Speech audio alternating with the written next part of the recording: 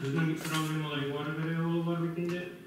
Монда беренче сәйти битергән кирәгендә машина җөрерлек бар, җиңел машина җөрерлек. Камазлар керәлми, моңа башка төрле техника җибәреп булмыймы? Ну, хәзер китәбез, тәртипкә салырга тырышабыз.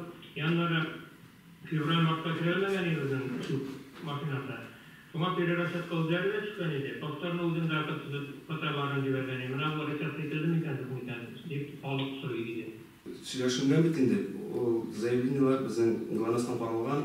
Вообще кермәдек бездә бер ай ярым эчендә хәл ителәчәк. Перерасчет эшләчәк. Безнең бөтен авыл сайтында бу зиратларга безнең кирү каралганмы, график нигезендә каралачакмы, или водительләргә әйтелеп кенә заявка бирелепме, һәм инде без түләү мәсьәләсе хәл ителде бит инде. Быел ел ахырында бары 7900 акча күчердек без, бер тапкыр керелмәсә дә, менә кирип ал дигәчтән безгә заявка бирделәр. Безнең договор төзелгән булгачтан, нигә атна саен килгәндә кирип алмыйлар алар.